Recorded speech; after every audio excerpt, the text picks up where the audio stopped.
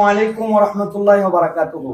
March for Gaza এই শিরোনামে আগামীকাল শনিবার 12 এপ্রিল সোহরাওয়ার্দী উদ্যান অভিমুখে বাংলাদেশের আপামর জনগণের পক্ষ থেকে নিপীড়িত নির্যাতিত গাজাবাসীর সমর্থনে যে মার্চ অনুষ্ঠিত হচ্ছে, আমরা সকলের প্রতি উদাত্ত আহ্বান জানাবো।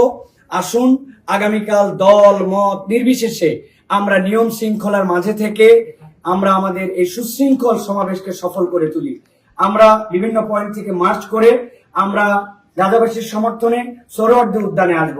সেখানে বাইতুল মোকাররমের খতিব আল্লামা আব্দুল মালেক সাহেবের দোয়া মোনাজাত এবং তার ঘোষণাপত্র পাঠের মাধ্যম দিয়ে আমাদের এই কর্মসূচি ইনশাআল্লাহ সমাপ্ত হবে।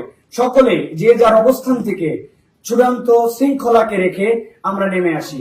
আবহাওয়ার বৈপরীত্য আমরা অনেকাংশে দেখতে পাচ্ছি, কিন্তু গাজাবাসীর সমর্থনে এই আবহাওয়া, এই প্রতিকূলতা, এই বৃষ্টি কোনো কিছু ইনশাল্লাহ আমাদের বাধা হয়ে উঠবে না।